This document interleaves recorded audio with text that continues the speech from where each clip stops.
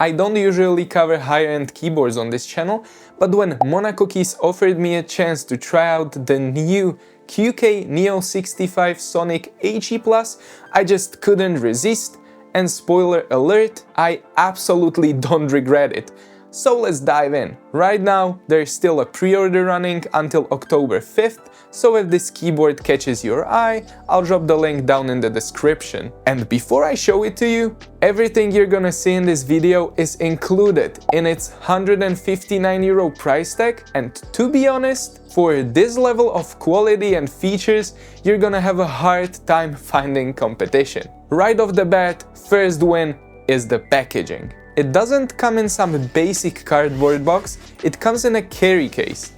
Inside that carry case, yeah sure, you've got the usual stuff, but more importantly, a cable, a plate puller, some spare switches, a nice premium keycap and switch puller, and of course, the keyboard itself. Now, some of you might not love this, but this keyboard comes fully pre-assembled, including the switches and keycaps. The one I've got here is this insanely beautiful purple color.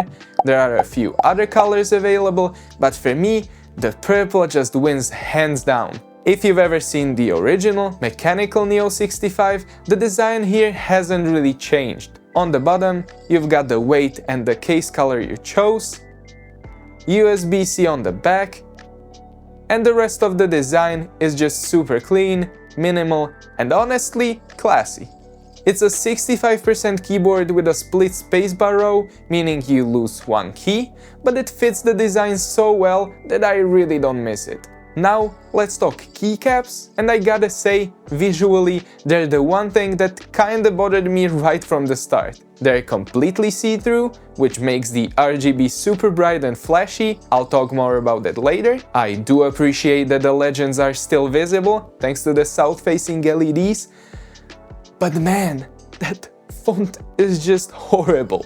I have no idea why they didn't go with something more neutral. I get that they're going for a gamer aesthetic, but come on, maybe just tone it down a little bit next time. That said, the keycaps have a matte finish, a nice texture to them, and they feel great to the touch. I'm definitely not worried about the quality here. The switches used are OLAB Nova switches made specifically for this keyboard. I wouldn't call them the lightest I've ever tried. I'd say they hit that sweet middle ground between weight and typing comfort, but the design is solid, no noticeable wobble, even with the keycaps on, which is awesome. Quick pause to shout out the newer HE switches, because the first ones were honestly terrible for anything else than gaming, but now, if you don't need that physical mechanical feedback, these new HE switches are kinda good for hybrid gaming/typing sets. But okay, I'm drifting off a bit, let's go back to the build. This keyboard is super easy to disassemble. You do get a plate puller, but honestly, you can pull out the whole internals without even needing it. So, inside, we've got the already mentioned keycaps and switches, but also a carbon fiber plate, which I absolutely love, not just visually, but sound-wise too. We'll get to the sound test in a second. There's also some dampening material. The PCB is flex cable connected, be careful with that when taking it apart. And there's more dampening at the bottom of the case to eliminate any metal ping. And all of this sits on these chunky little silicone bumpers inside the case. Yeah, they're gaskets. Alright, let's do what you've been waiting for, the sound test.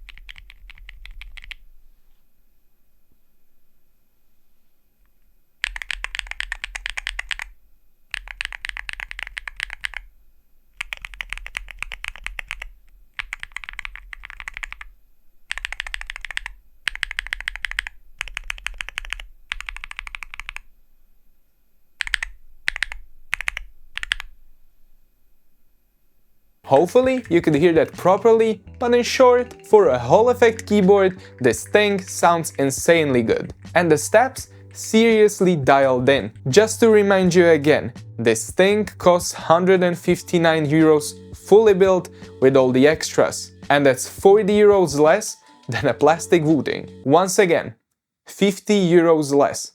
Let that sink in. And that's coming from a huge Wooting fan. So now, build and sound check. Let's go to the software. Thankfully, QK didn't disappoint. It's a web-based software and honestly, it's really well made.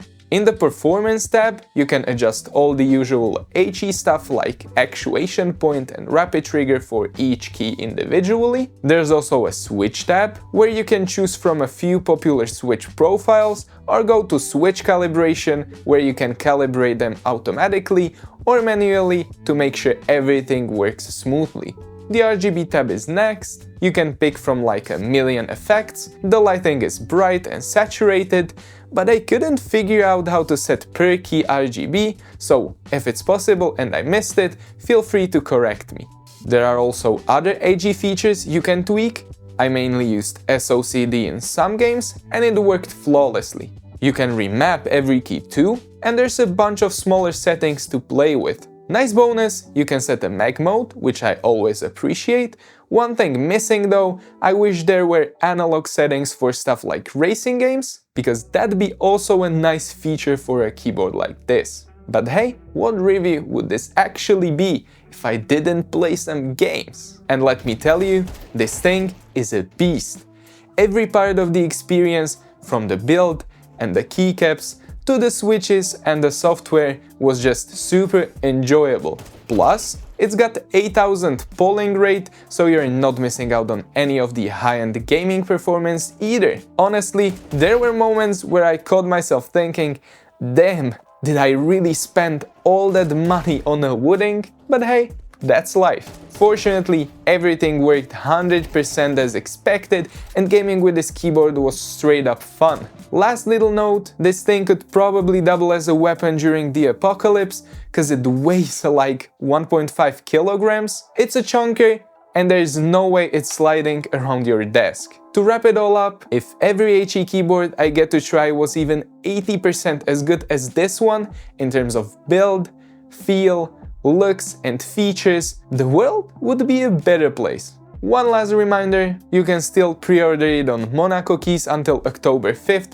for 159 euros. It ships from Germany, so no additional fees except the shipping. And no, I don't make anything off of this, the keyboard was on a loan and I'm returning it. But if you like the video, you can leave a like and subscribe.